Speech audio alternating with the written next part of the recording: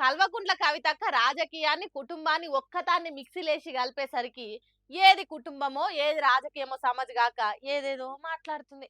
సరే, ఆమనుకుంటున్నట్టే అందరు కక్షగట్టి ఆమెను పార్టీలకెళ్ళి ఎల్లగొట్టిరనే బాధతోనో, కోపంతోనో అట్లా కర్మ బీఆర్ఎస్ లీడర్‌లను తిట్టిందంటే ఏమన్నా అనుకోవచ్చు గానీ, కన్న తండ్రిని గూడా గట్లనే తిడుతుంది. ఇన్ని రోజులు కేసీఆర్ పక్కనోళ్ళ వల్లనే ఆయనకు చెడ్డ పేరొచ్చింది.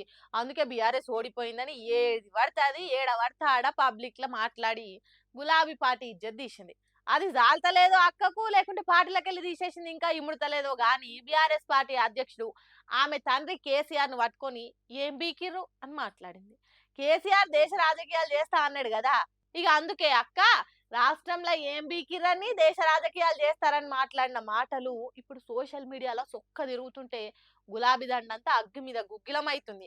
అంతేగాదు అసలు కేసీఆర్ అంటే ఏందో, ఆయన రాష్ట్రం కోసం ఏం చేసిండో పూసగుచ్చినట్టు వివరిస్తుర్రు. అందులో మొదటిది దునియాల అతిపెద్ద లిఫ్ట్ ఇరిగేషన్ ప్రాజెక్ట్ కాళేశ్వరం గట్టి కరువు ప్రాంతాలను సాగు ప్రాంతాల లెక్క మార్చిండు. మిషన్ కాకతీయతోని సాగునీరు, భూగర్భ జలాలు పెంచిండు. రైతు వేదికలు కట్టిపిచ్చి రైతన్నలంతా ఒక్కతాన్నే కూర్చొని అధికారులతోని ముఖాముఖి పెట్టేటట్టు చేసింది కేసీఆర్ గాదా?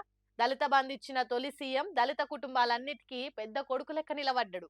బీసీ, ఎస్సీ, ఎస్టీ, మైనారిటీ గురుకులాలు పెంచి పేద పిల్లలకు కార్పొరేట్ స్థాయి చదువు అందించింది ఆయననే.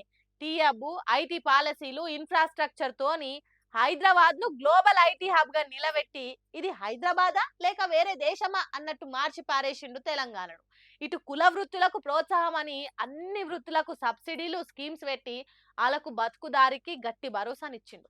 అంతెందుకమ్మా, అసలు తెలంగాణ అంటే అందరికి బతుకమ్మ బోనాలని యాదికొచ్చేటట్టు అవిటిని రాష్ట్ర పండుగల లెక్క గుర్తించి ఆడపిల్లలకు గౌరవం వచ్చేటట్టు చేసింది మీ నాయన కాదా?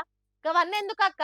అసలు తెలంగాణ బతుకమ్మ అని నీకు పేరేడికెళ్ళొచ్చింది? యాద్ చేసుకో తెలుస్తది కేసీఆర్ రాష్ట్రానికి ఏం చేసిండో. ఇట్లా చెప్పుకుంటా పోతే మస్తుగున్నాయి. రాష్ట్రానికి సక్సెస్ఫుల్ సీఎంగా పేరు తెచ్చుకున్న మనిషి ఏం చేసిండో నీకు యాది లేకున్నా యావత్ తెలంగాణ జనానికి గుర్తుంది. తెలంగాణ కోసం గింత చేసినోడు మన లెక్కనే దేశాన్ని కూడా మారుస్తామనే కదా దేశ రాజకీయాలకు దిగిండు. గసొంటి మనిషిని పట్టుకొని ఏం బీకిండు అని మాట్లాడతావా అని పొట్టు పొట్టు జోపుతుర్రు ట్రోల్స్ చేసుకుంటా కవితక్కని సోషల్ మీడియాలో. అసలే సర్పంచ్ ఎలక్షన్ల తర్వాత కార్ జోరు మామూలుగా లేదు. అసోంటిది మన కవితక్క ఏం బీకిర్రు అంటే చూసుకుంటూ ఊకుంటారా కార్యకర్తలు? ఏడికాడికి ఏకి పారేస్తారు. అందుకే అంటారు కవితక్క ఏం మాట్లాడినా జల్తదా అనుకుంటే ఊకోరు, ఉతికి ఆరేస్తారు. భద్రమ్మల ఈ రచ్చ ఇప్పట్ల చల్లబడది గాని ఇప్పటికెళ్ళైనా జర చూసి మాట్లాడంటుర్రు పాలిటిక్స్ నిపుణులు.